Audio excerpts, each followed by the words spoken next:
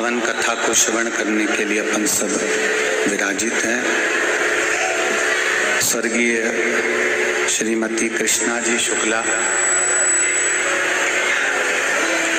स्वर्गीय श्री विष्णु प्रसाद जी शुक्ला जी की स्मृति में विधायक श्री संजय जी शुक्ला मित्र मंडली क्षेत्र क्रमांक 1 इस पावन कथा का रसतत्व ग्रहण करा रहे हैं। कथा मंडप में विराजमान सभी ब्राह्मण संत गुरुजन,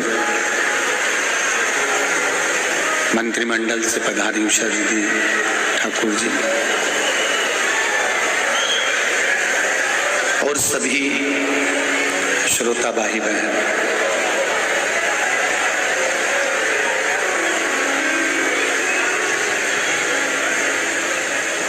भगवान शिव की कृपा, उदारता, दया, करुणा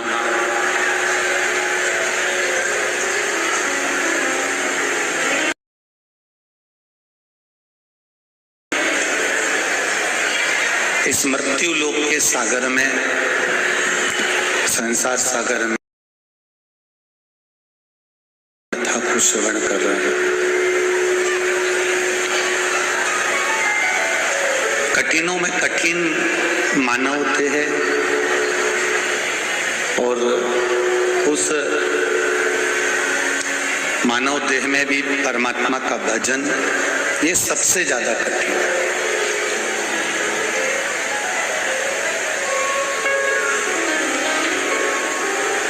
जन्म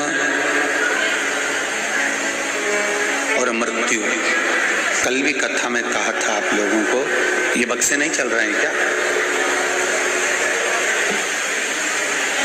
जन्म और मृत्यु,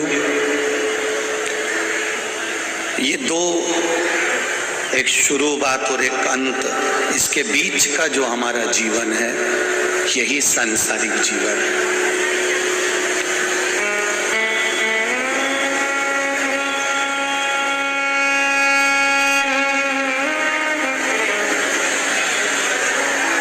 बड़ा विचित्र जीवन है।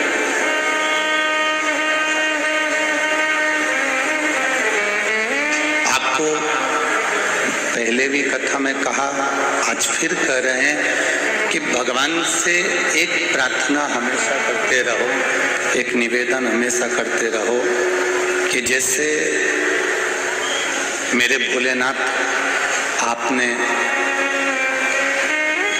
जन्म के 9 महीने पहले हमको बता दिया कि आने का इशारा दे दिया कि हम आ रहे हैं, उसी तरह मरने के 9 मिनट पहले भी अगर तू इशारा कर देगा तो हम तेरा भजन कर लेंगे।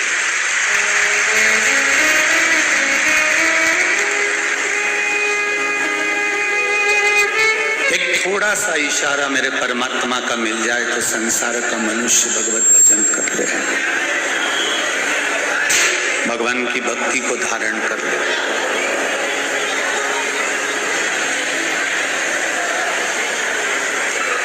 प्रत्येक 7 वर्ष में मनुष्य के शरीर में बहुत से विकास होते हैं।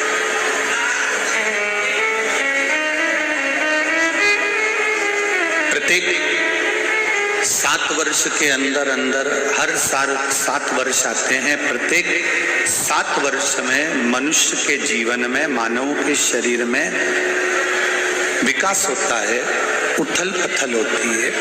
प्रत्येक 7 साल जन्म हुआ, जन्म का जो 7वां साल रहेगा, फिर 7 के बाद में 14वां साल रहेगा,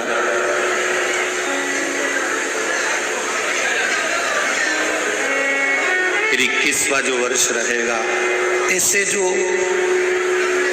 7-7 साल में जो हमारी गतिविधियां इधर उधर होते हैं, मनुष्य देह का जो विकास होता है,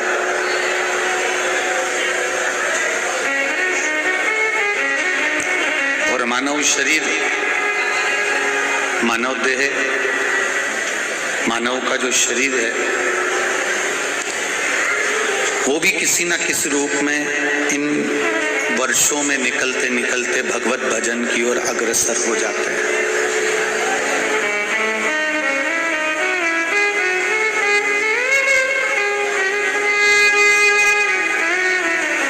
जैसे प्रत्येक 7 वर्ष में ये मानव का शरीर बदलता रहता है, हर 7 साल में बदलेगा। ये मानव शरीर में थोड़ा न थोड़ा विकास, थोड़ा न थोड़ा ऊंच नीच इस मानव के शरीर में प्रत्येक 7 वर्ष में होती रहेगी। उसी तरह 7 वर्ष में जैसे मानव के शरीर में बदलाव आता रहता है, 7 दिन की शिव महापुराण की कथा सुनकर या 7 दिन की श्रीमद् भागवत कथा सुनकर या विष्णु पुराण, गर्ग संहिता, कूर्म पुराण, नारद पुराण, भविष्य पुराण, नर्मदा पुराण, ऐसी पुराणों को जब हम सुनते हैं तो ये निश्चित है जैसे 7 वर्ष में शरीर में थोड़ा बदलाव आता है, 7 दिन की कथा सुनकर हमारे चित्त और मन में भी थोड़ा ना थोड़ा बदलाव आता है। थोड़ा बदलाव आए।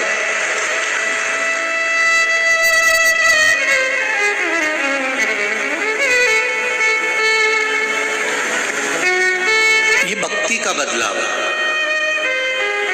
कल कोई कह रहा था, गुरुजी आपने सब जगह कथा करी है, वहां पर आप आखिरी दिन की कथा सुबह बाज देते हो, वहां पर लोग आ भी जाते हैं, पर ये हमारा इंदौर है, यहाँ इतनी जल्दी दुकान नहीं खुलती, यहाँ के लड़के लड़कियां, यहाँ के बेटे लोग, यहाँ की बहुएं, यहाँ के माता पिता, यहाँ के लोग इतनी जल्दी उठ नहीं पाते हैं। सुबह कथा में कोई नहीं दिखने वाला।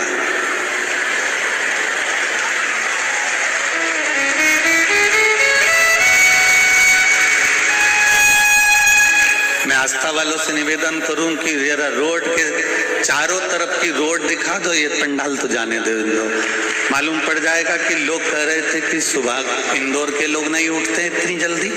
क्यों इंदौर वालों को बदनाम करते हो रहे? अच्छा, तुमको भी सुनने में मजा आता है कि गुरुजी कुछ कहे।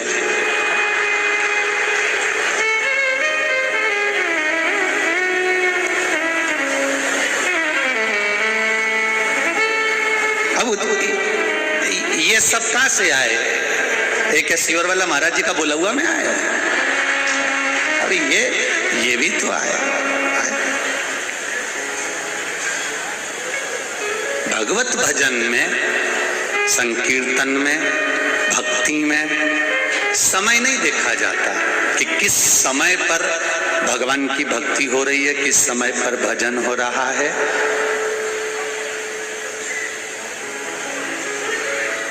भगवान के पास जाने का, मेरे महादेव के पास जाने का और मौत का कोई समय नहीं है। कभी भी जा सकते हो, कभी भी पहुंच सकते हो। मौत का कोई समय नहीं। पहले भी आपको समय में कहा, पहले भी आपको वर्णन करा, कोई समय नहीं। महाराज, ये जीवन, ये मानव का शरीर, ये मनुष्य की देह बड़ी कठिनता में मिलती है। और इतनी कठिन ये मानव का देह, इतना कठिन ये मनुष्य का शरीर है, इसमें अगर भगवान का भजन हो जाए उससे बढ़कर कोई सुख नहीं है। उषा दीदी, लोग कह रहे थे कि नहीं आते, चारों तरफ सुबह का समय 9 बजे अगर कथा चालू हुई है तो ये मेरी बहनें, ये मेरी माताएं और ये मेरे भाई सुबह 6 बजे से आके बैठे। अब लोग कहें कि इंदौर के लोग उठते नहीं, कैसे नहीं उठते? इतना है, सुबह 4 बजे से बैठे हो, धन्य है, धन्य है, प्रणाम, नमन है। फिर क्यों लोग कह देते हैं कि इंदौर के लोग तो बहुत लेट उठते हैं? अरे भाई, केवल इनके भीतर जब किसी बात का जुनून हो जाता है, मैंने देखा इंदौर वासियों को, किसी चीज का अगर जुनून हो जाता है तो ये रात भर भी जाग लेते हैं। ये सुबह उठने की बात जान लो, बस जुनून होना चाहिए इनको किसी कार्य के प्रति, इनको जुनून होना चाहिए भगवत पथ के प्रति, इनको जुनून होना चाहिए अपने कार्य के प्रति, इनको जुनून होना चाहिए अपनी विद्या के प्रति, इनको जुनून होना चाहिए अपने कर्म के प्रति, अपने कार्य के प्रति। इनको जब जुनून हो जाता है तो फिर ये जाग जाता है, फिर ये इनको फिर कोई कितई के आग लगे बस्ती में अपन रहो मस्ती में, फिर इनको कोई फर्क नहीं पड़ता, फिर ये अपनी भक्ति में मस्त रहे, अपनी अलमस्ती में मस्त रहे। अब शिव पुराण कह रही है महाराजा, जन्म और मृत्यु के बीच का जो ये जगह है यही संसार है, और ये संसार में सार केवल एक ही है और वो परमात्मा का नाम स्मरण है। जो तुलसीदास जी ने लिखा कि कलयुग केवल नाम धारा, भगवान की भक्ति में जितना डूबोगे, भगवत नाम में जितना डूबोगे, उतना जीवन का सुख पा जाओगे। मेरे भोलेनाथ जी के पास जाने के लिए कोई समय की सीमा नहीं होती, शमशान और शिव इनके पास जाने का कोई समय नहीं है। मृत्यु कब हमको अपने ग्रास में पकड़ ले, मृत्यु कब हमको कैद कर ले, मृत्यु कब हमको पकड़ना चाहे, इसका कोई समय नहीं। आप सब ये मत सोचा करो कि अभी 10 बज गई है तो मैं मंदिर नहीं जाऊंगी, 9 बज गई है तो मंदिर नहीं जाऊंगी। दिन भर में जब तुम्हारा मन करे, जब तुम्हारा चित्त लग जाए, अपने माँ बाप से मिलने का कोई समय नहीं। वो तो कहना चाहूंगा कि अब पहले राम जी के मंदिर में दरवाजे होते थे, कृष्ण भगवान के मंदिर में दरवाजे होते थे, देवी जी के मंदिर में दरवाजे होते थे, पर मेरे महादेव के मंदिर में पहले दरवाजे नहीं होते थे।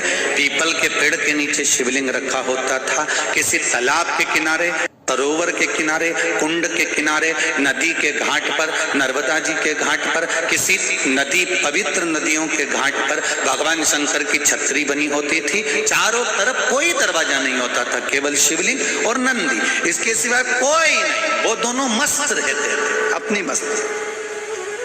तुम्हारा मन पड़े जब तुम नदी नहाओ, आप कभी ओमकारेश्वर जाओ, महेश्वर जाइए, आप ओमकारेश्वर, महेश्वर, खलघाट आदि का जितने घाटों पर जाकर देखोगे शंकर भगवान घाट पे बैठे, आप लोटा भरो, चढ़ाओ ने फिर नहा लो, तुम्हारी मर्जी पड़े जैसा। मत पट की जरूरत नहीं, वहां दरवाजे की जरूरत नहीं, वहां द्वार की जरूरत नहीं है। मेरे माता पिता के दरवाजे पर, मेरे देव अधिदेव महादेव के दरवाजे पर द्वार की जरूरत नहीं है, क्योंकि वो 24 घंटे तुम्हारा इंतजार करता है कि तुम जब मेरा नाम लोगे मैं दौड़कर तुम्हारे पास आ जाऊंगा।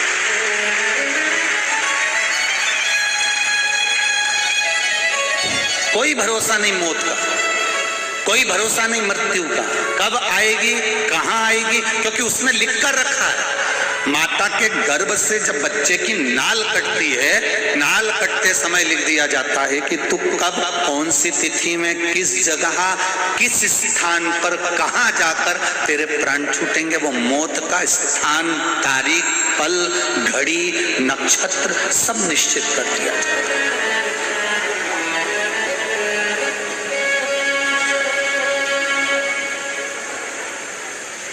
रामकृष्ण परमहंस जी से स्वामी विवेकानंद जी ने पूछ लिया था, गुरुदेव मनुष्य को भजन कब करना चाहिए, मनुष्य को भगवान का नाम कब लेना चाहिए, मनुष्य को भगवत स्मरण कब करना चाहिए। ये रामकृष्ण परमहंस जी से स्वामी विवेकानंद जी ने पूछा।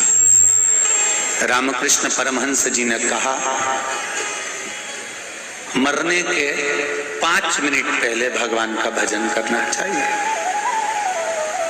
बोलो कब, जम के बोलो जरा। मरने के 5 मिनट पहले रामकृष्ण परमहंस जी कह रहे हैं स्वामी विवेकानंद जी से कि मरने के, प्रेशर बढ़ाओ थोड़ा, मरने के 5 मिनट पहले भगवान का भजन करना चाहिए।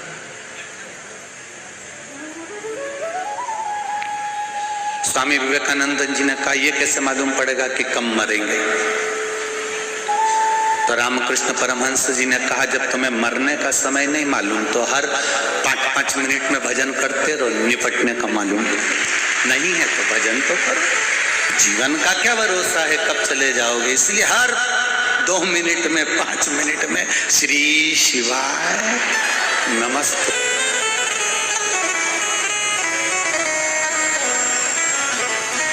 भगवान से कहना, भगवान अगर मौत भी देना तो ऐसी मत देना कि पलंग पर पड़ रही हूँ, सड़ रही हूँ और कुछ ना कुछ चल रहा है और शरीर में कष्ट पर कष्ट मिल रहे हैं। डॉक्टर अपना काम कर रहा है, नर्स अपना काम कर रही है और भोगना मुझे पड़ रहा है। भोगता कौन है? शरीर।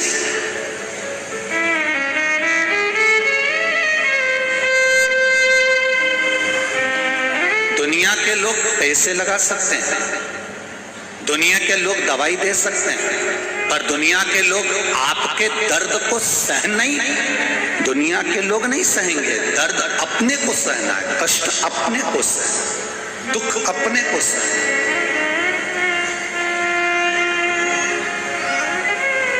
कुछ चीजें कितनी अच्छी बताई गई है कि यह मनुष्य को खुद करना पड़ती है। भोजन अपने हिस्से का अपने को करना पड़ेगा, छींकना अपने हिस्से का अपने को करना पड़ेगा, भजन अपने हिस्से का अपने को करना पड़ेगा। ये सब अपने हिस्से का अपने को करें। दुख अपने हिस्से का अपने को भोगना पड़ेगा। तुम्हारा सिर दुख रहा है और तुम अपनी बहू से कह दो, बेटा मेरा सिर दुख रहा है, मेरे बत्तल का तेरा दुख जाए, दुखेगा? और उसका दुखने वाला भी नहीं है और तुम्हारा दुख आ देगी उल्टा।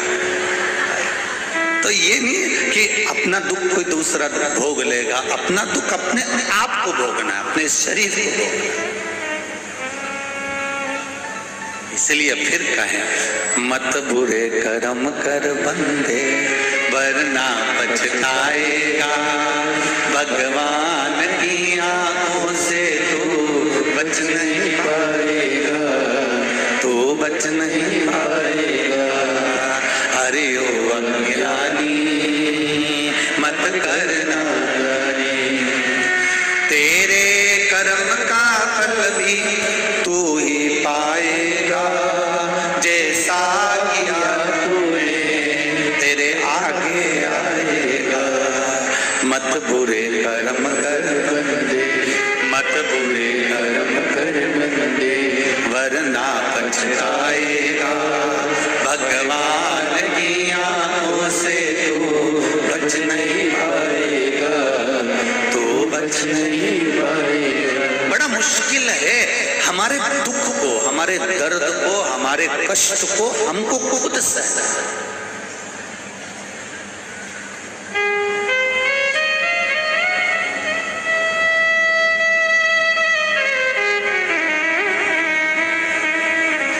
एक प्रश्न खड़ा हो जाता है कि हमारे दुख को यदि हमें सहना है तो फिर कथा में जाने से कौन सा फायदा है? हमारे दुख को यदि हमें सहना है तो फिर मंदिर जाने से कौन सा फायदा है? उसका एक फायदा है, उसका एक लाभ वो अपनी जिंदगी में उतारिएगा। बहू को ये मालूम है, घर की माता को, घर के पुरुष को ये मालूम है कि हम डॉक्टर साहब के यहाँ जाएंगे और डॉक्टर साहब इंजेक्शन लिखेंगे तो हमें इंजेक्शन किससे लगवाना है। कोई हॉस्पिटल में ऐसा होता है कि उसका इंजेक्शन दर्द करता है और कोई हॉस्पिटल में ऐसा रहता है कि जिसका मात्र इंजेक्शन लगा और वो ठीक हो जाता, मात्र इंजेक्शन लगा और वो ठीक हो जाता, मात्र इंजेक्शन। कोई बहुत बहुत भारी होता है, जिसका इंजेक्शन लगते से ही दर्द होता है और वो दर्द 2-4 दिन तक रहता है, और कोई ऐसा होता है कि एक क्षण का इंजेक्शन लगाकर वो हाथ कुछ नहीं।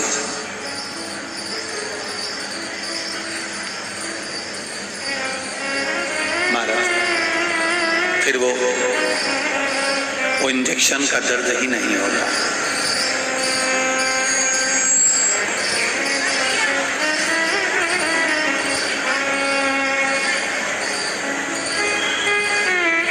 उसी तरह दर्द बहुत है, कष्ट बहुत है, दुख बहुत है, पर जब हम भगवान की शरणागति ग्रहण करते हैं, जब हम भगवान के पास में जाते हैं, कथा में जाकर बैठते हैं या भगवान की शरणागति में जाकर बैठते हैं, तब उस परमात्मा का हाथ जब हमारे ऊपर पड़ता है तो हमारा दुख का दर्द भी हमको कम हो जाता है, कष्ट भी कम हो जाता है, वो कम हो जाता है।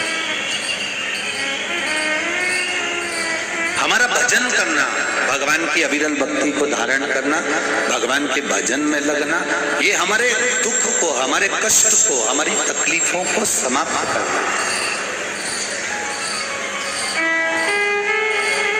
शिव कथा कर रही है, भगवान शंकर का संवाद करता है, भगवान देवादिदेव महादेव का पावन चरित्र कहता है। देवऋषि नारद ने जब भगवान शंकर का अपमान कर दिया अहंकारवश,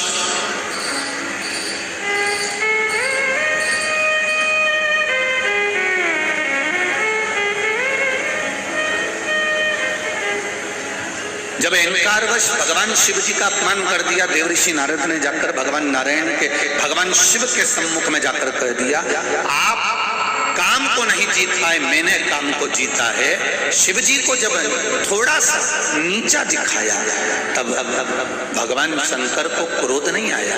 शिव जी ने अपने गले की रुद्राक्ष की माला उतारकर देवऋषि नारद के गले में दे दी, और देवऋषि नारद के गले में जब माला पहनाई, देवऋषि नारद आगे गए, उन्होंने अपनी गले की माला निकालकर जमीन पर पटक दी और सीधे भगवान विष्णु के पास चले गए,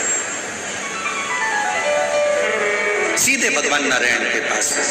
और नारायण के पास जाकर उन्होंने, देवऋषि नारद ने कह दिया कि मैंने काम को जीता है जिसको देवादिदेव महादेव नहीं जीत पाया।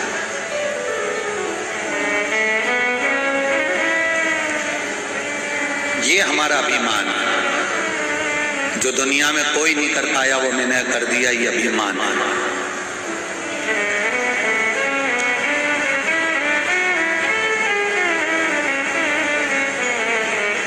रावण भी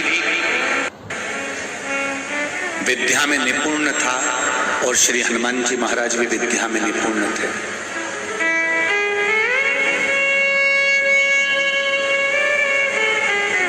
रावण भी विद्वान था, हनुमान जी महाराज भी विद्वान थे,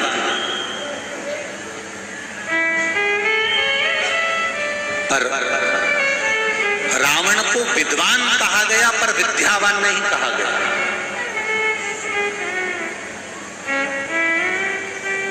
जितनी जगह आप सुनेंगे रावण की चर्चा तो लोग कहेंगे बड़ा विद्वान था साहब, बहुत विद्वान था, उसने शिव जी को हाथ में उठा लिया था, उसने भगवान शंकर की आराधना करी, सोने की लंका उसकी थी, सारे ग्रह उसके अनुकूल थे, सबको उसने बंधन में बनाकर रखा था।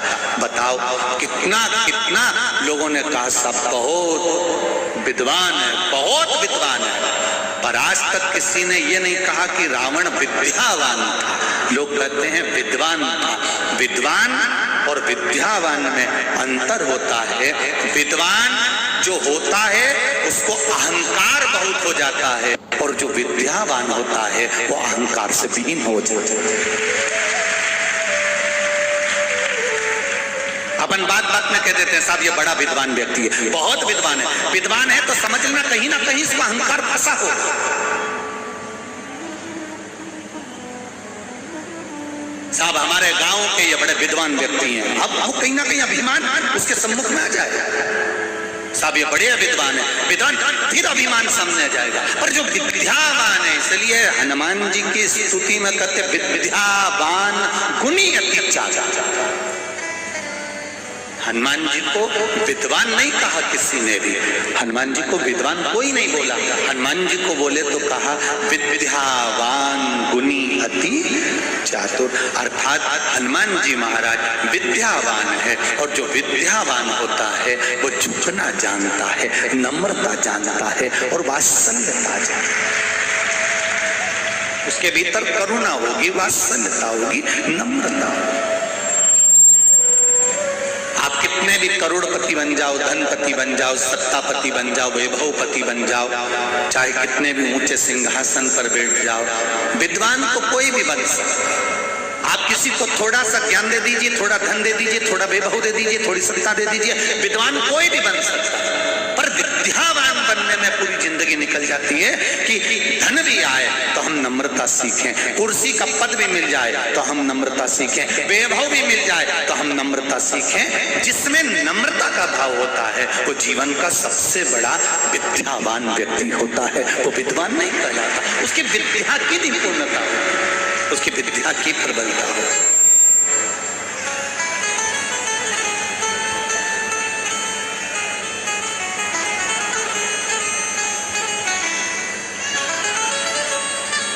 मेरा आप सबसे निवेदन है, आप विद्वान मत बनना। और कोई आपको अगर विद्वान कहे भी सही तो पहले उसके चरण पकड़ लेना, दादा मैं तुम्हारे हाथ जोड़ूं, पाँव पड़ूं, मैं काहे का विद्वान, मैं तो तुम्हारे चरणों की धून हूं साहब, मेरे बस का कुछ भी नहीं है। ये तो सब मेरे राम जी की कृपा है, ये तो सब मेरे ठाकुर जी की कृपा, ये सब मेरे गोवर्धन नाथ की कृपा, ये सब मेरे भोलेनाथ की कृपा है। अपना ये क्या, नारद जी को जब अभिमान आ गया, नारद जी के भीतर जब अभिमान फंस गया, अहंकार आकर खड़ा हो गया, तब देवऋषि नारद को भगवान विष्णु ने 6 सूत्र दिए हैं। इन 6 सूत्र को नारद अपनी जिंदगी में उतार कर रखना, तब तेरा अहंकार समाप्त हो जाएगा और शिव तुझे मिल जाएंगे। और शंकर अगर मिल गए, शिव जी से हमें सीखना ही क्या चाहिए, शंकर भगवान से क्या सीखना है, भगवान शंकर से सीखो विद्यावान, शंकर भगवान से सीखिए। शिव जी ने जब ब्रह्मा जी के द्वारा वीणा देवी उत्पन्न हो जाती है, ब्रह्मा जी के द्वारा सरस्वती उत्पन्न हो जाती है, ब्रह्मा जी के द्वारा जब वीणा और सरस्वती का प्रागट्य हो जाता है, तब वीणा देवी ब्रह्मा जी के पास में जाकर खड़ी हो जाती है। और वीणा देवी ब्रह्मा जी के पास जाकर खड़ी होकर कहती हैं कि मुझ में जो बल है वो बल किसी में भी नहीं है। स्वयं वीणा देवी ने कह दिया, सरस्वती कह रही है कि मुझ में जो बल है वो किसी में नहीं है। ब्रह्मा जी ने उसी समय पर थोड़ा सा ब्रह्मा जी को बुरा लगा और ब्रह्मा जी ने कहा कि अगर तुम कहती हो कि तुम में बल है, किस चीज का बल है, मैं स्वर की सम्राट हूं,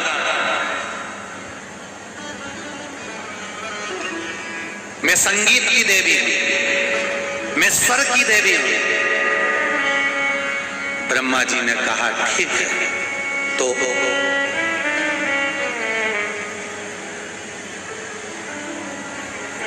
बच्चों के लिए तो तुम्हें नम्रता होना चाहिए। आप में से कितनी माताएं ऐसी होंगी, कितनी माता ऐसी होंगी जो सर्विस भी करती है, कितनी माता ऐसी होंगी जिन्होंने नृत्य भी सीखा होगा, कितनी माताएं ऐसी होंगी, कितने पुरुष ऐसे होंगे जिन्होंने गायन की, संगीत की क्लासें भी करी होगी। पर जब कुंवारे हो तब बात दूसरी है, संगीत क्लास भी कर लेते हो, संभाल भी लेते हो, आयोजन भी कर लेते हो, नृत्य नाटक का भी कर लेते हो। पर जब धीरे धीरे धीरे धीरे परिवार के चक्कर में पड़ते हो, घर में बच्चे जन्म ले लेते हैं, तो क्या बच्चों के सामने नृत्य सिखाओगे? नहीं, पहले अपनी औलाद को, पहले अपने बच्चों को संभालोगे कि मेरा बच्चा समझ जाए, उसके बाद मैं दूसरी जगह क्लास लगा लूंगी, दूसरे को सिखा दूंगी या कार्यक्रम करने चली जाऊंगी। अपना बच्चा समझना चाहिए। कितने भी औहदे पर बैठ जाओ, कितने भी पद पर बैठ जाओ, पर अपनी नम्रता को मत छोड़ो। सरस्वती मैया ने, वीणा देवी ने कह दिया कि तुम मुझे जानते नहीं हो, ब्रह्मदेव से कह रही है मेरे में वो बल है, मुझ में वो स्वर है, मुझ में वो संगीत है, मुझ में वो ज्ञान है जो कहीं नहीं हो सकता। ब्रह्मा जी ने कहा तुम्हें एक बार अच्छे से समझ लेना चाहिए कि अभिमान बेकार होता है, पर वीणा देवी का वो भाव समाप्ति नहीं हुआ। तब वीणा देवी एक इंद्र की सभा में बैठी हुई थी और इंद्र की सभा में ही उस पावन सभा के अंदर आज देवऋषि नारद के मित्र श्री तुम्बरुका जी आ गए।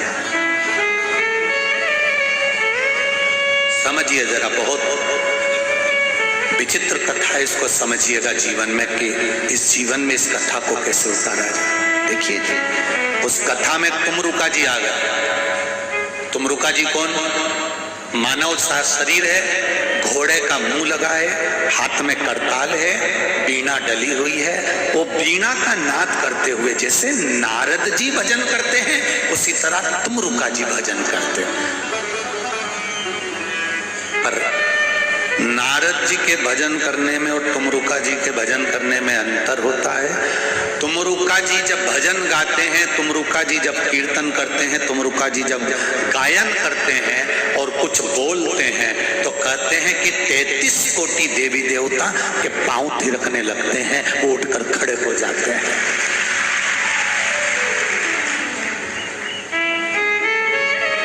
तुमरुका जिन्होंने ये शिव महापुराण की कथा का वाचन किया, तुमरुका जो नारी के गर्भ नहीं ठहरता है, उस नारी को भी संतान देने वाला अगर कोई देव कहलाता है तो वो तुमरुका जी कहलाते हैं।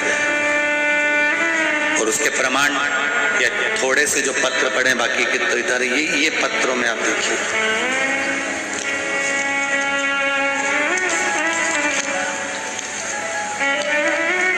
कुसुम राठौर 462 रामानंद नगर इंदौर। कहीं बैठी हो तो हाथ हिलाइएगा, कहीं बैठी हो तो हाथ हिलाइएगा। कुसुम जी राठौर 462 रामानंद नगर इंदौर। मोबाइल नंबर भी आपका लिखा हुआ है। कहीं बैठी हो तो हाथ हिलाइएगा, जहां कहीं भी हो दोनों हाथ एक बार हिला दीजिएगा। उन्होंने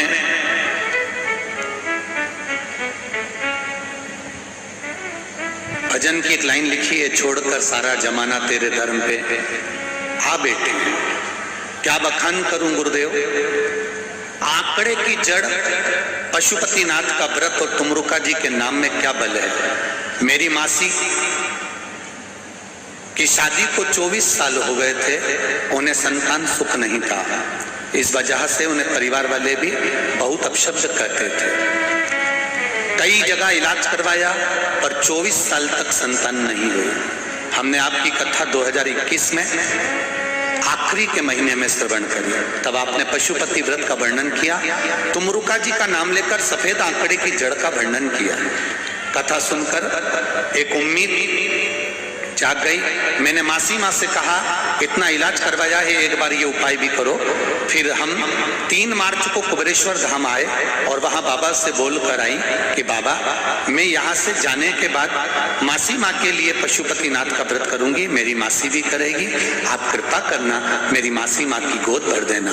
17 मार्च को मासी माँ ने आंकड़े की जड़ को तुमरुका जी का नाम लेकर अपनी कमर में शिव मंदिर में जैसा आपने बताया था वैसा बांधा। 19 अप्रैल को मेरा दूसरा पशुपतिनाथ का व्रत था और मासी माँ उस समय गर्भ से हो गई थी। 21/11/2022 को मासी माँ को 2 पुत्र रत्न की प्राप्ति हुई है, जिनके फोटो मैंने पत्रिका में लगाए। ये 2 पुत्र हुए।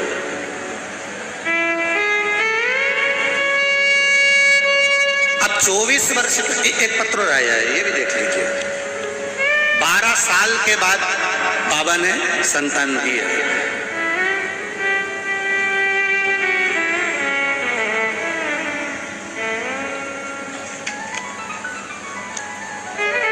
दीक्षा नाथ भोले पंत की बेटी इंदौर से हैं। मोबाइल नंबर ये, जिसका भी हो वो हाथ हिला सकती है। दीक्षा नाथ गुरुजी मेरे भोले बाबा का आपका क्या वर्णन करूं, मेरे शिव जी का। 12 वर्ष शादी के हो गए थे। 12 साल के बाद भोले बाबा की कृपा से, शिव कृपा से, आंकड़े की जड़ का प्रयोग और तुमरुका जी के नाम का स्मरण कर 12 साल के बाद बाबा ने मेरे घर में 2 बेटियों को दिया है, उसके फोटो लगा दिए।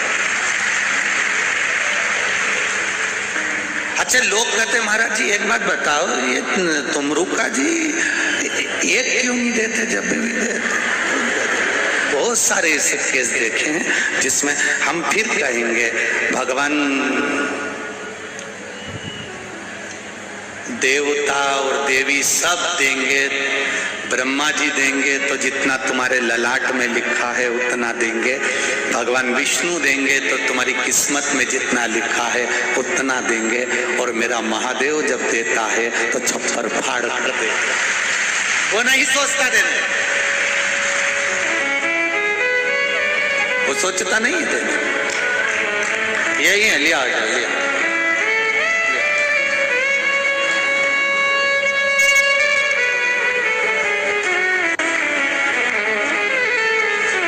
तेरी कृपा बिना नहीं ले एक भी अणु, लेते श्वास तेरी कृपा से तनो तनो। द्वार मुक्ति द्वार ओमकार तू, बोले ओमकार तू, आयो शरण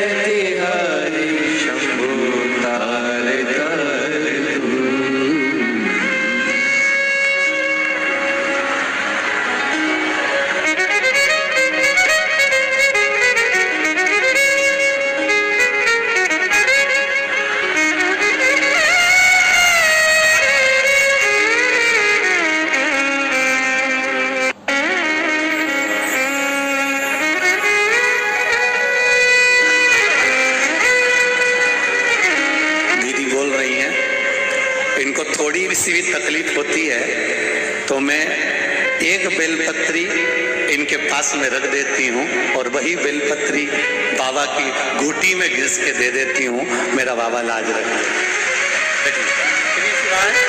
नमस्ते। ये शिव है। ओ घड़ी तेरी कृपा बिना ना हिले एक भी अणु, लेते हैं श्वास तेरी कृपा से तनो तनो। बखान क्या करूं मैं रागों के ढेर का, चपटी भभूत में खजाना उबेरेगा। ये उसकी कृपा बिना नहीं हो सकता। मैं फिर निवेदन करूंगा जिन माताओं को 8 साल 10 साल 5 साल 6 साल 4 साल 12 साल हो गए हों, निवेदन है भले टेस्ट बेबी आप करा रहे हो या कुछ भी क्रम कर रहे हो, दवाई गोली डॉक्टर की भी लेते रहो, मना नहीं है, पर साथ में रजस्वला धर्म का 7वां दिन हो, सफेद आंकड़े की जड़ भगवान शिव जी पे से 21 बार घुमाकर तुमरुका जी का नाम लेकर लाल धागे में शिव जी का दर्शन करते हुए दोनों पति पत्नी मंदिर के अंदर रहें, तब कमर के ऊपर उसको बांधिए। शिव कृपा, उसकी कृपा बिना कुछ नहीं हो सकता, पर विश्वास के साथ। कई बार सफेद आंकड़े की जड़ या तो पति लेकर आ जाता है या पत्नी लेकर आ जाती है या किसी मोहल्ले वाले से बुलवा ली जाती है, फिर लोग कहते हैं हमने भी बांधी थी। या सफेद आंकड़े की जड़ का नियम है, शंकर की आराधना में जब शिव महापुराण की कथा तुमरुका जी वाचने बैठे हैं तो उन्होंने कह दिया था, सुनो चंचुला देवी, तुम बेधव्य हो, तुम कथा सुन सकती हो, उस कथा के बल पर तुम पति के लोग जा सकती हो, पर जोड़े से कथा सुनने के लिए किसी को होना जरूरी है। तब उस समय पर तुमरुका जी ने मार्ग बता दिया हमको कि सफेद आंकड़े की भी जड़ अगर लेकर आना है तो पति पत्नी दोनों जाएंगे, दोनों लाएंगे साथ में, तब जाकर उसको शिव मंदिर तक दोनों लेकर जाएंगे। शिव के द्वार पर दोनों मानेंगे। हम दोनों में से किसी को भी अगर दोष है, कोई तकलीफ है, तो बाबा आप बैठे हो, आप बैठे हो। अब कई बार पति से मंगवा लिया, आपने बांध ली, कई बार पत्नी लिया थी, कभी मोहल्ले के लोगों से मंगवा लेते हो, कभी रिश्तेदारों से मंगवा लेते हो, क्योंकि तुम तो पढ़े लिखे हो, तुम कहां जाओ? शिव भक्ति की ओर अग्रसर। तुमरुका जी सभा में पहुंच गए, वीणा देवी गा रही थी, सरस्वती मैया स्वर फैला रही थी और तुमरुका जी उस समय पर पहुंचे। पहुंचते से तुमरुका जी ने केवल अपनी वीणा का एक तार बजाया। अभी तक सरस्वती के गायन पर सब देखे हुए थे, केवल तुमरुका जी का वीणा का एक स्वर बजा और 33 कोटि देवी देवता खड़े हो गए। एक स्वर बजते ही तुमरुका जी का, मात्र वीणा का एक स्वर पड़ते से ही सब खड़े हो गए। वीणा देवी का चेहरा नीचे झुक गया। वीणा देवी के चेहरे पर सन पड़ गए। मैंने इतना गायन किया तो कोई नहीं खड़ा हुआ, मैंने इतना भजन गाया तो कोई नहीं खड़ा हुआ, और तुमरुका जी केवल एक वीणा का एक स्वर ही दिया था, सब खड़े हो गए। ऐसा क्या है? तब ब्रह्माणी सरस्वती वीणा देवी वापिस आई ब्रह्मा जी के पास में, मुझ में क्या कमी है?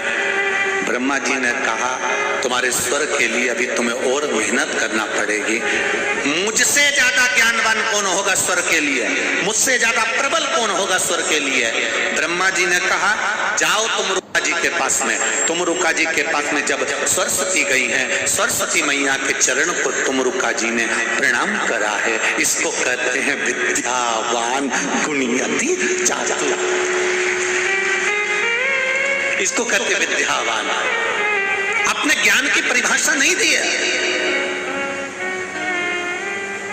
अपने ज्ञान की परिभाषा नहीं दी। तुमरुका जी ने चरण पकड़ लिए। माँ, क्या बात है, आप मेरे चरण मत पकड़ो, मैं आपके पास सीखने के लिए आई हूं, आप मेरे गुरु बनिए। तुमरुका जी ने कहा, संसार में मेरी क्या सामर्थ्यता या मैं किसी को सिखा सकूं? मुझे तो खुद महादेव ने सिखाया है। आप महादेव के पास जाइए, वो सिखा सकते। मेरा महादेव अभी कहां मिलेंगे? तो कहा, श्री सैलम के पर्वत पर, क्रौंच पर्वत पर महादेव विराजमान है। शंकर भगवान के पास में सरस्वती मैया चली गई। 1000 वर्ष तक माता सरस्वती ने तप किया, तब शिव जी प्रकट हुए। मांगो वीणा देवी, तुम्हें क्या चाहिए? वीणा देवी कहती है, मुझे स्वर की देवी तो लोग कहते हैं, पर मुझ में स्वर नहीं। आप मुझे ये स्वर दे दीजिए, ये संगीत, ये गीत दे दीजिए। शंकर भगवान ने उसी समय अपना नटराज रूप प्रकट कर लिया और नटराज रूप प्रकट कर कर माता सरस्वती को स्वरवान बना दिया।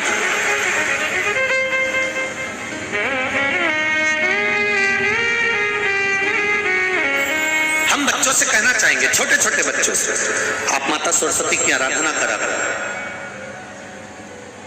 मेरे बच्चों से निवेदन है, कभी जिंदगी में अगर मौका मिल जाए और सरसों के फूल यदि आपके जीवन में आपको कहीं से प्राप्त हो जाए, सरसों के फूल जानते हो ना, पीला कलर का होता है, सरसों का फल, आप प्रयास करो। सरसों का फूल जिस दिन माता सरस्वती का, मेरी बागेश्वरी का जिस दिन प्रागट्य उत्सव हो बसंत पंचमी का, उस समय पर माता सरस्वती का स्मरण कर कर वो सरसों का फूल आप देव अधिदेव महादेव को चढ़ाइए। जैसे माता सरस्वती को ज्ञान दिया था, वैसा मेरा महादेव आपको भी ज्ञान दे। वो सरसों का फूल आप देव अधिदेव महादेव को समर्पित। कई जगह पर आम के जो झूमर होते हैं वो, कई जगह पर सरसों का पुष्प। सरसों का फूल वैसे शिव महापुराण के अनुसार अगर अपन देखें तो बड़े रोग में भी कारगर होता है। जिसको कैंसर जैसा रोग हो जाता है या किडनी लीवर जिसका डैमेज हो जाता है, इसके लिए हमने पहले भी कथाओं में वर्णन किया है। आप उसका स्मरण कर एक एक पत्र आया।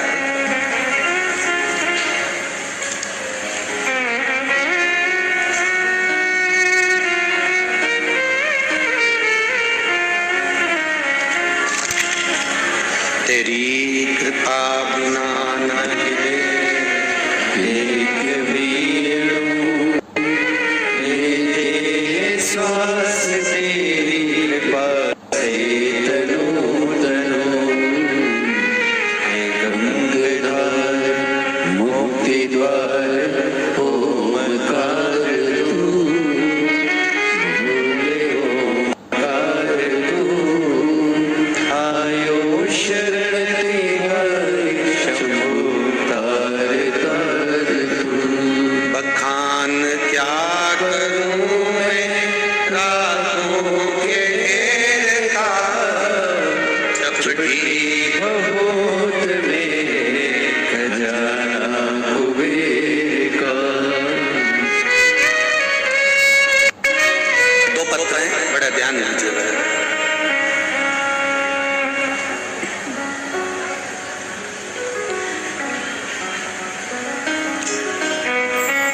मैं निर्मला मोदी इंदौर से हूँ। सुखदेव नगर एयरपोर्ट रोड पर रहती हूँ। कहीं बैठी हूँ निर्मला जी तो हाथ हिला सकती हूँ। निर्मला मोदी कहीं बैठी हूँ तो दोनों हाथ हिला सकती हैं, जहाँ कहीं भी बैठी हूँ। सुखदेव नगर एयरपोर्ट रोड पर रहती हूँ।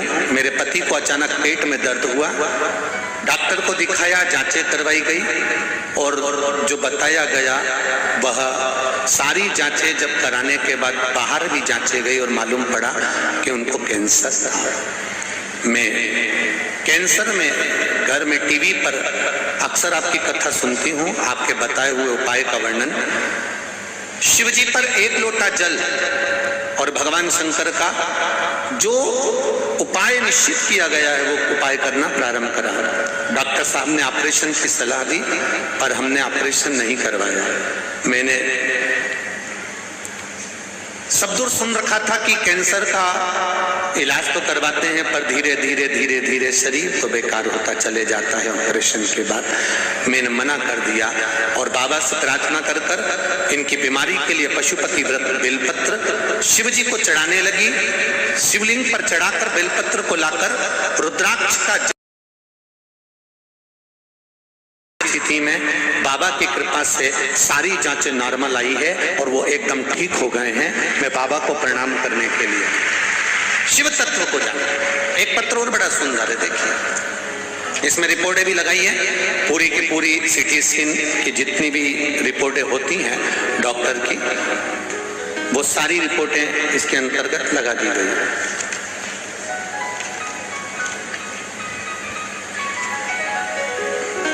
मनोज जंगदाड़े, बाकड़ पीपरी चिंचवाड़ा, पुणे से आए हैं। कहीं बैठे हो तो हाथ हिलाइएगा। पुणे से आए हुए हैं, कहीं बैठे हो तो हाथ हिलाइएगा, जहां कहीं भी बैठे हो। गुरुजी, मेरे छोटे भाई की पत्नी शुभांगी जंगदाड़े, उसको मिर्गी के दौरे आते थे, मिर्गी की बीमारी थी, फिट आती थी। उसके कारण उसके दिमाग में 4 गठाने बताई गई जो कि 4 गठाने ठीक नहीं हो रही थी। उसको मिर्गी के दौरे शीघ्र ज्यादा से ज्यादा आने लगे। आपने कुंदकेश्वर वाला उपाय बताया था। ये जो कुंदकेश्वर का जो उपाय है, पहले भी कहा, मिर्गी आने वालों के लिए जो पूर्व में डला हुआ है कुंदकेश्वर का उपाय वो आप कर सकते हैं। कुंदकेश्वर का जो उपाय बताया था पशुपति व्रत के साथ में उसको किया। बाबा की कृपा से उसकी सारी रिपोर्टें नॉर्मल आ गई हैं और मिर्गी के दौरे बंद हो गए हैं। ये शिव तत्व, सारी रिपोर्टें पीछे लगाई गई है, सारी रिपोर्टें पीछे लगा दी है। जो जो जांचें कराई हैं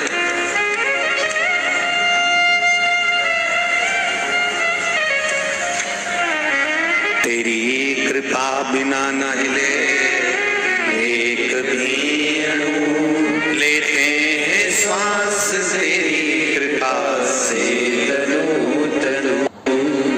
बखान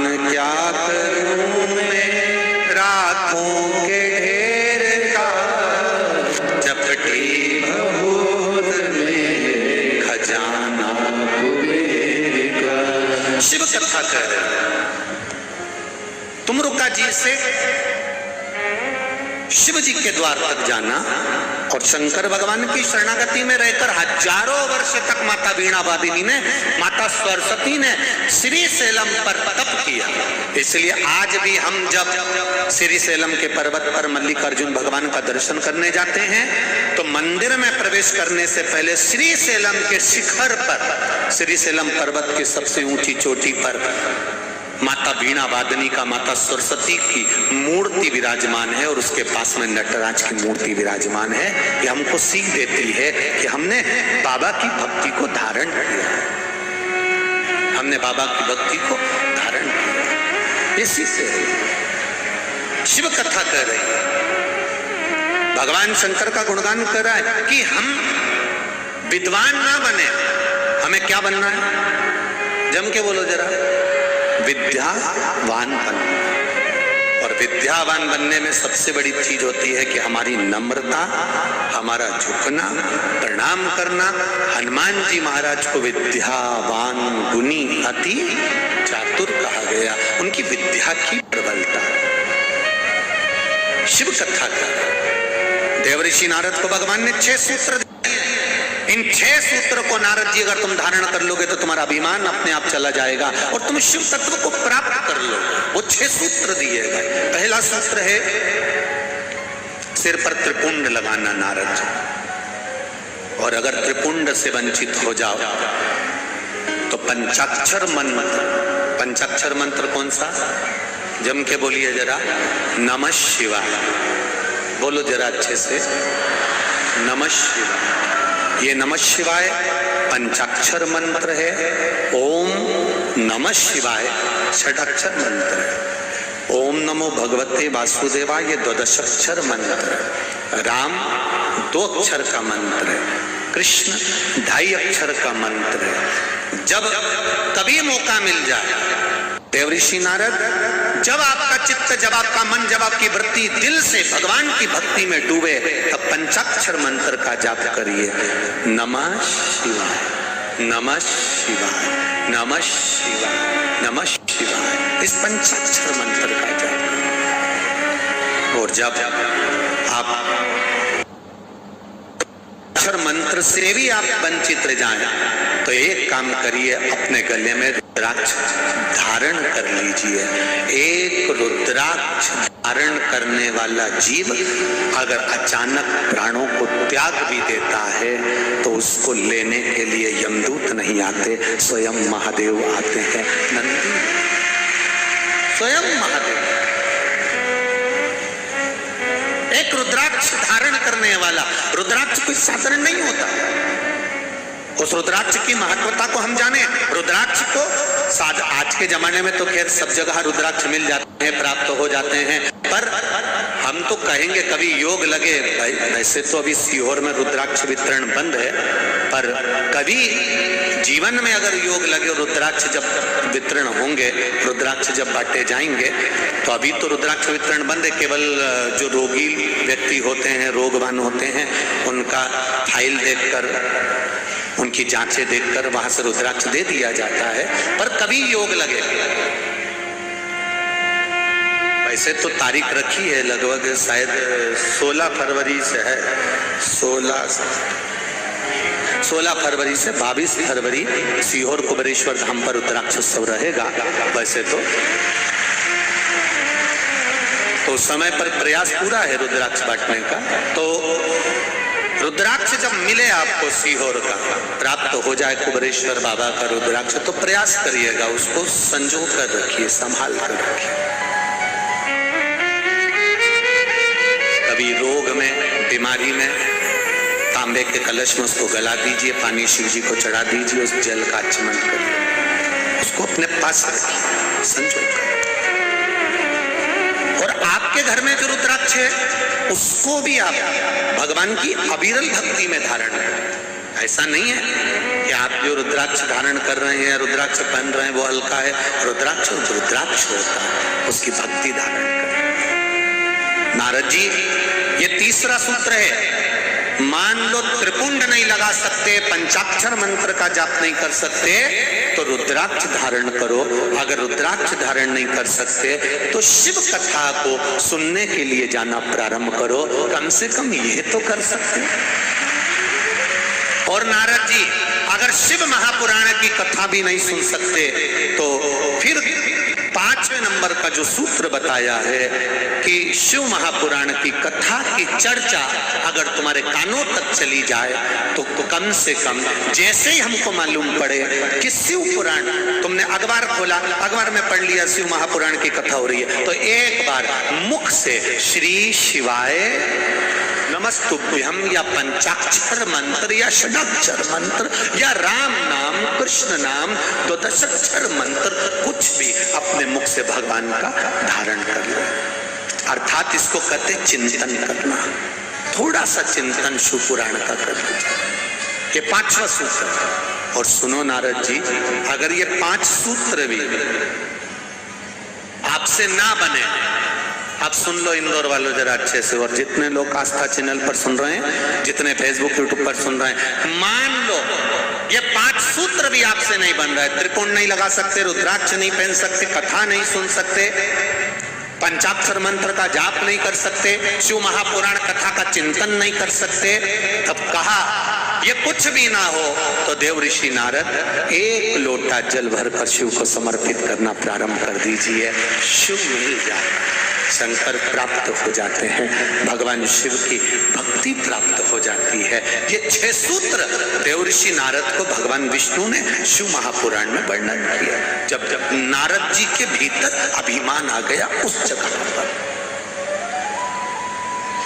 और ये अभिमान को समाप्त करने के सूत्र बताने के साथ में बड़ा सुंदर प्रसंग हमारे यहाँ पर आ जाता है। महाराज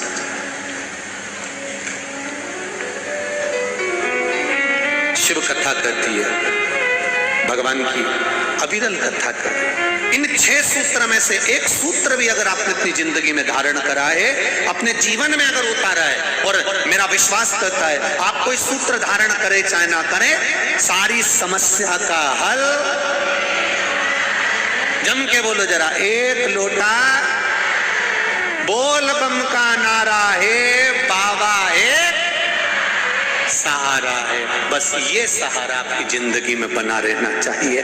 हमारे धर्म को, हमारी सभ्यता को, हमारी संस्कृति को, हमारे संस्कारों को, ये हमारा 1 लोटा जल आपको जोड़ कर रखेगा, परिवार टूटेगा नहीं, उसमें सम्मिलितता है, ये सुख।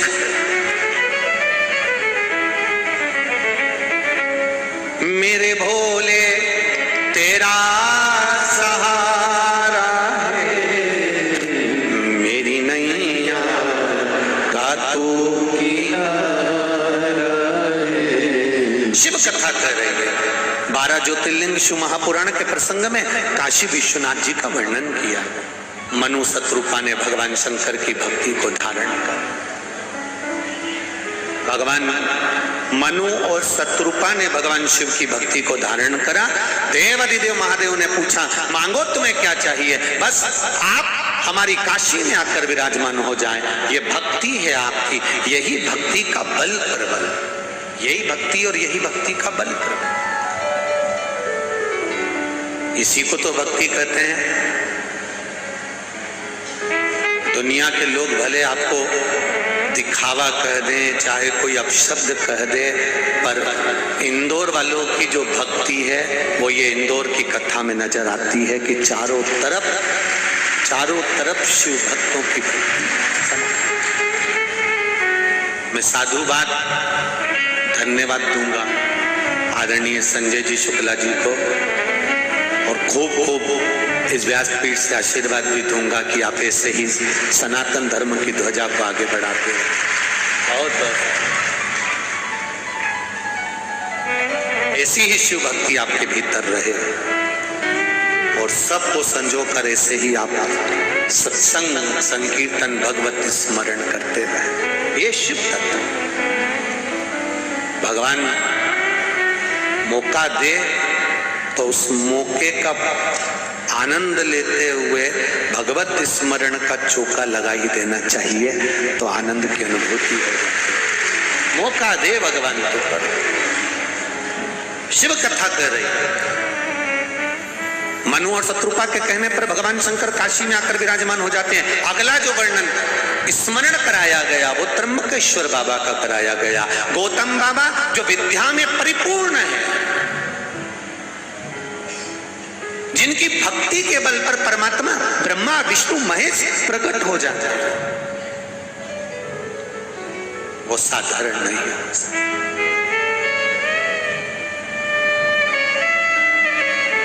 गौतम बाबा पर अब जरा विचार करिएगा। जिन गौतम बाबा के कहने पर मां अंजना शिव जी का शिवलिंग का निर्माण करती हैं और उसकी पूजन करती हैं, और अंजना माता के गर्भ से संतान होती है।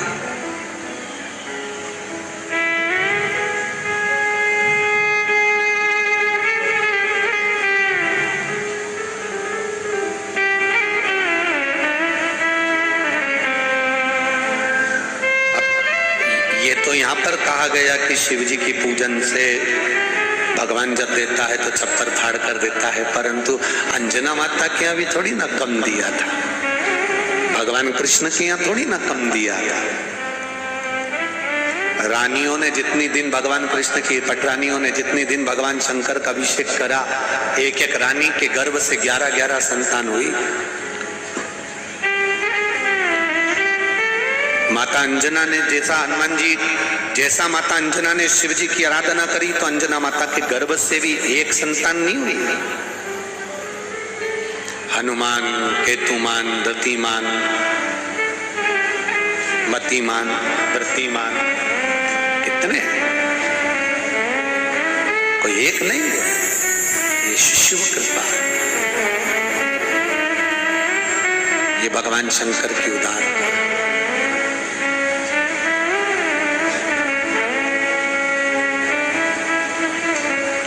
और वो सहजता में देता नहीं, और देता है तो इतना देता है कि बटोरा भी नहीं जाता। ये उसकी कृपा है, ये उसकी करुणा। अब गौतम बाबा पर गौ हत्या का दोष लगा दिया। जब ईर्ष्या प्रकट होती है, अहंकार प्रकट होता है, थोड़ा सा जलन भाव प्रकट होता है, थोड़ी सी ईर्ष्या प्रकट होती है, तो उस ईर्ष्या में हम दूसरे को नीचा दिखाने का प्रयास करते हैं। पर शिव पुराण एक बात बड़ी सुंदर कहती है। कोटि रुद्र संहिता के अंतर्गत देव अधिदेव महादेव ने माता पार्वती को जो कहा है, पार्वती, जब हम ईर्ष्या रखते हैं, किसी को नीचा दिखाने का प्रयास करते हैं, उस जगह पर वो नीचा नहीं होता, जो नीचा दिखा रहा होता है वो नीचा हो जाता है। ये भगवान देवाधिदेव महादेव कोटि रुद्र संहिता में माता पार्वती जी को ज्ञान उपदेश दे रहे हैं। और वो देखा भगवान की ये पावन कथा तुमरुका जी चंचुला देवी से कहते, चंचुला जरा ध्यान लगाकर सुनिए। चंचुला देवी, इस चंचुला देवी जरा ध्यान लगाकर सुनिए। बिंदुक के लिए तुम ये कथा सुन रही हो, उसका स्मरण करिएगा कि गौतम बाबा जो अपने आश्रम में रह रहे हैं, भजन कर रहे हैं, कीर्तन कर रहे हैं, मंत्र जाप कर रहे हैं, नाम जाप कर रहे हैं, नाम स्मरण कर रहे हैं, उनको कोई मतलब नहीं संसार से। वो तो केवल अपनी धर्म पत्नी अहिल्या के साथ में आनंद के साथ विराजमान है और भगवान की भक्ति में डूबे हुए हैं। वो गौतम ऋषि का जब तेज बल चारों तरफ फैलने लगा, जो देखो वो गौतम ऋषि को पूछने लगा, गौतम बाबा, गौतम बाबा, गौतम बाबा, गौतम ऋषि, गौतम ऋषि, चारों तरफ आवाज आने लगी। तब कुछ लोगों को वो आवाज खलने लगी। तब कुछ लोगों को वो ईर्ष्या जागृत हो गई और कुछ ऋषिवर, संत, साधु कुछ इकट्ठे हुए और उन्होंने श्री गणेश जी महाराज की स्तुति करी।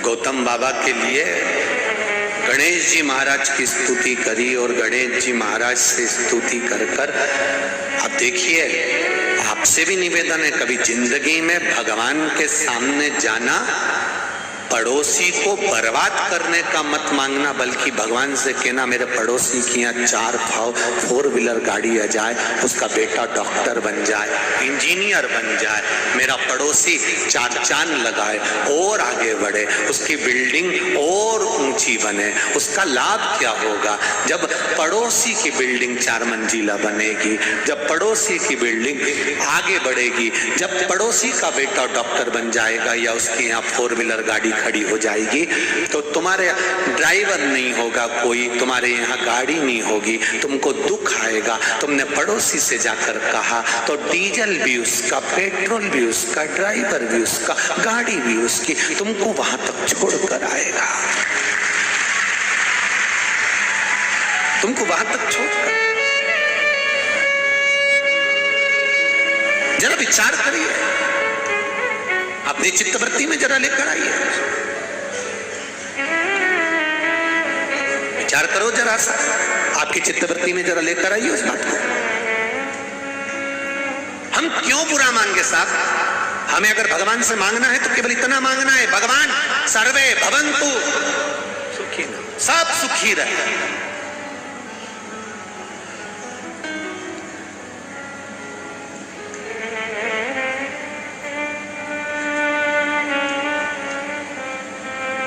ये कथा भले क्षेत्र क्रमांक 1 की कथा रही हो, संजय शुक्ला जी की मित्र मंडली ने कराई हो, पर यह कथा केवल क्षेत्र क्रमांक 1 की या श्री संजय जी शुक्ला जी की नहीं रही, ये पूरे इंदौर की कथा है। तो पूरे इंदौर, भले संजय शुक्ला मित्र मंडली कराए, भले क्षेत्र क्रमांक 1 में हो रही हो, पर जब सब जुड़ गए, हर एक व्यक्ति, आप जाकर देखो, इस रोड से जाओगे इतने स्टॉल लगे होंगे, कोई पोया बांट रहा है, कोई कचौड़ी बांट रहा है, कोई हलवा बांट रहा है, कोई चाय बांट रहा है। इधर से निकलोगे तो कोई चाय बांट रहा है, कोई हलवा बांट रहा है, कोई कचौड़ी बांट रहा है। रात के समय आकर देखो तो रात को लोग सेवा में लगे हुए हैं। रात को 1 बजे तक तो मालूम ही नहीं पड़ता कि इंदौर है, सब घूम रहे हैं। कहां जा रहे हैं? कथा स्थल पे जा रहे हैं। तो महाराज तो कथा 2 बजे से बाजता है, तुम रात को 12 बजे जाके क्या करोगे? कुछ नहीं, जो भूमि मिलेगी उस भूमि को प्रणाम कर आना है, जहां इतने शुभ भक्त आए।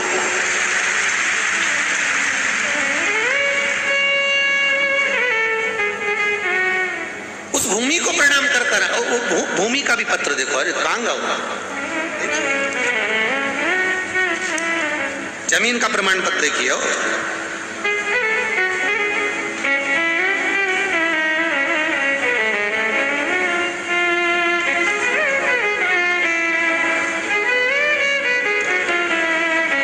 तेरी कृपा बिना न हिले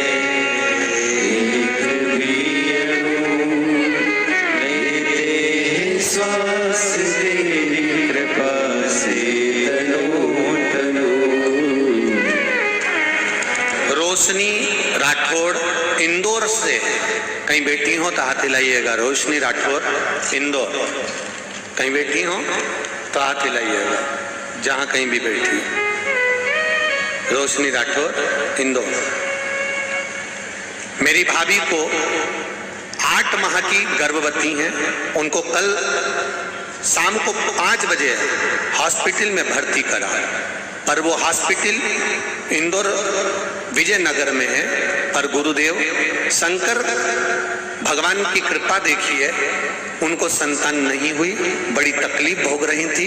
डॉक्टर ने ऑपरेशन का कह दिया। मैं कथा से गई, वापिस आई, यहां से पत्थर उठा के ले गई। अब पत्थर उठाकर कंकर को लेकर चली गई, और कंकर ले जाकर मैंने वही कंकर को पानी में डाल दिया, और उस पानी को मेरी भाभी को चम्मच भर पिला दिया। बिना ऑपरेशन के बच्चा हो गया।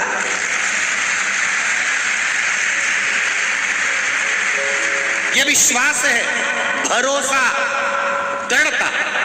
डॉक्टर अपना काम करे, आप अपना भरोसा मत टिकने दो। आप भरोसा, आप विश्वास मत टिकने दो। भारत माता की ये भूमि, ये जननी है संस्कार, सभ्यता और संस्कृति की, इसलिए इसको भारत माता कहते हैं। माता देती है, प्रदान करती है, बस विश्वास होना चाहिए, आपका भरोसा, आपकी दृढ़ता होना चाहिए। कितना विश्वास। एक विदेश में कहीं का मरता है तो उसको कहते हैं डेड बॉडी, एक्सपायर हो गए। और भारत में कहीं का बेवड़ा भी मर जाए तो स्वर्गवासी। विचार करिए, भारत में कहीं का पाप से पाप करने वाला भी मर जाए तो उसके नाम के आगे लिखा रहता है श्रीमान स्वर्गवासी।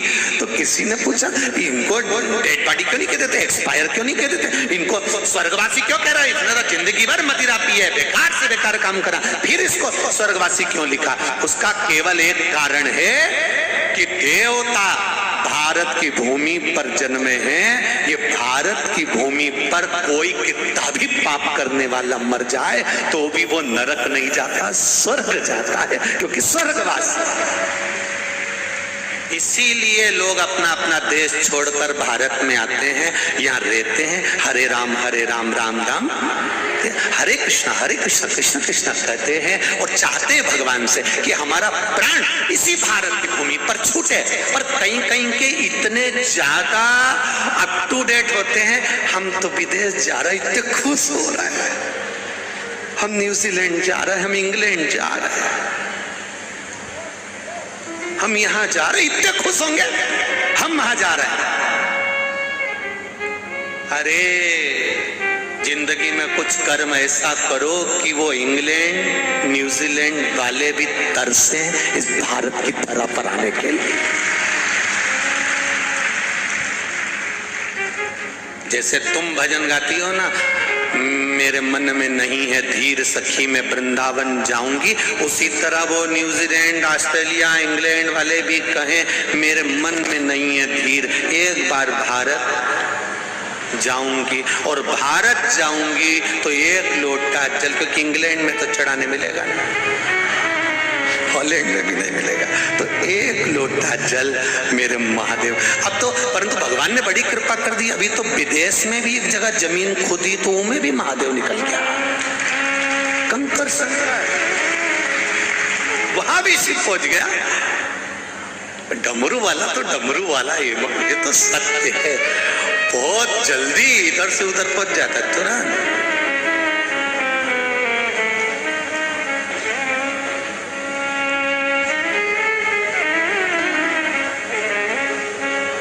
महाराज शिव कथा कर रहे हैं, गौतम बाबा से ईर्षा रखी, ईर्षा रखने वाला रखे, पर गौतम बाबा पर कोई फर्क नहीं पड़ा। तब इन्होंने गणेश जी की आराधना करी। मांगो भगवान से, दूसरे का हित का मांगो, दूसरे का अहित का नहीं। जिन मुनियों ने, जिन संतों ने गणेश जी से वर मांगा, गणेश जी बोले मांगो तुम्हें क्या चाहिए।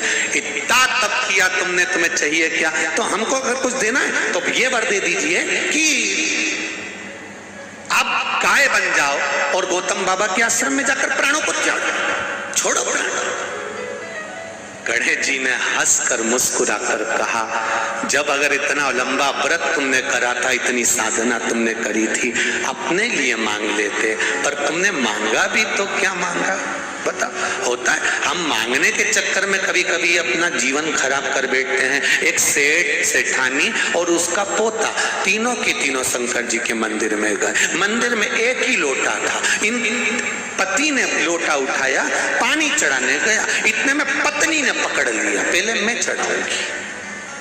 बच्चा बोला मैं चढ़ाऊंगा, पति बोले मैं चढ़ाऊंगा। शंकर भगवान नीचे, लोटा ऊपर, तीनों खींच रहा है। शिव जी नीचे से घबरा रहे, पटक नहीं दे, बोले ना वो लोटा खींच रहा। अब ये पत्नी कह रही है मैं चढ़ाऊंगी, पति कह रहा मैं चढ़ाऊंगा, बच्चा के मैं चढ़ाऊंगा, और इतने में वो लोटा हाथ से छूट गया शिव जी के ऊपर। पार्वती शिव जी की आराधना में लगी थी। आज भोलेनाथ जी के माथे पे कैलाश पर्वत आ गया। पार्वती जी ने पूछ लिया, प्रभु जिंदगी में पहली बार ही देख रही हो। शंकर भगवान बोले, मेरे भगत ने लोटा पटक दिया। पार्वती जी बोली, ऐसा भगत जिंदगी में पहली बार देखा है। अब भी जाना पड़ेगा और उसको आशीर्वाद दे के आना पड़ेगा। शिव जी ने पूछा क्यों? पार्वती जी बोली, अभी लोटा पटका है, एक आध दिन बाल्टी पटक दी तो हो क्या कर, तुम अब भी जाओ, 1 मिनट की देरी नहीं करना। शंकर भगवान प्रकट हो गए। मांग तुझे क्या चाहिए? पति बोला पहले मैं मांगूंगा, पत्नी बोली पहले मैं मांगूंगी, छोरा बोले पहले मैं मांगूंगा। तीनों लड़ने लगे। जैसे ही लड़ने लगे तो शंकर भगवान बोले, लेडीज फर्स्ट, पहले इसको मांग तुझे क्या चाहिए। अब उके तो मुंडा में दांत नहीं थे, 82 साल की उम्र थी, तो उसने कह दिया मुझे 16 साल की बना दो। 16 साल। शंकर भगवान बोले तथास्तु। अब ये 16 साल की बनकर बाल ऐसे ऐसे करे, अब ये 82 की वो 90 का, और डोकरा को चिढ़ाए, कहीं लहंगा हिलाए कहीं कुछ करे। अब डोकरा के तो गुस्सा आए। शंकर भगवान ने, कब तुम्हारी बारी है बाबा, अब तुम मांगो क्या चाहिए। तो कह दिया कि कुतिया बनाई दो, मेरे को चिढ़ा रही है, मेरे को चिढ़ा रही है, बता दो। तथास्तु। अभी लहंगा हिला नहीं थी,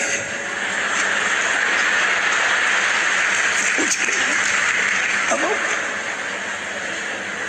छोटा सा बच्चा था। शिव जी ने कहा मांग तुझे क्या चाहिए। बच्चा बोला, भोलेनाथ जी मेरे दादा दादी में तो अक्ल नहीं है, जैसे थे वैसे ही सब कर दो तुम, तो हम वैसे ही अच्छे। अब बताओ, एक दूसरे के लिए बेकार मांगने से कौन सा फर्क पड़ गया।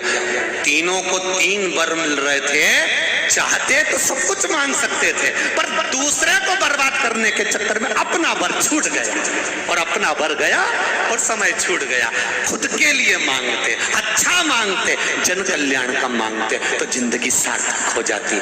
गौतम बाबा को बर्बाद करने के लिए इन्होंने मांगा गणेश जी से कि तुम गाय बन जाओ और गौतम ऋषि के आश्रम में जाकर मर जाओ, प्राण छोड़ दो, जिससे उन पे दोष लग जाएगा। दोष लगेगा, अगर गौतम बाबा के आश्रम में गाय मरेगी और उन पे दोष लगेगा तो उनको हम यहां से धक्का मारकर निकाल देंगे। ये ईर्ष्या है, ये अहंकार, ईर्ष्या, जलन भाव था। गौतम बाबा के भगवान गणेश जी महाराज ने कहा ऐसा मत करो, वो ऋषि है, संत है, पहचानो, शिव की आराधना करता है, मौन रहता है, उसे कोई मतलब नहीं, वो मस्ती में रहता है, क्यों ऐसा कर रहे? नहीं, तुम्हें बर्बाद करना पड़ेगा, तुम्हें गाय बनकर जाना पड़ेगा। गणेश जी गाय बनकर गए, गौतम ऋषि के आश्रम में प्राणों को त्याग किया।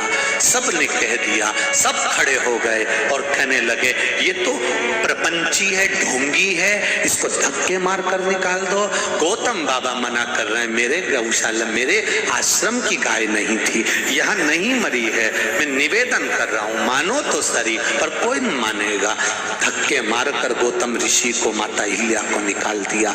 रोते रोते गौतम बाबा चले, जंगल में एक झोपड़ी बनाकर रहने लगे। आंख में आंसू भरा था गौतम ऋषि के। अहिल्या रोती थी रोज, क्यों स्वामी क्यों रो रहे हो? मुझ पर गौ हत्या का दोष लगा है, जब तक गौ हत्या का दोष नहीं मिटता मैं कैसे सुख की जिंदगी जी सकता? क्या करूं मैं? माता अहिल्या ने शंकर भगवान का शिवलिंग का निर्माण करा।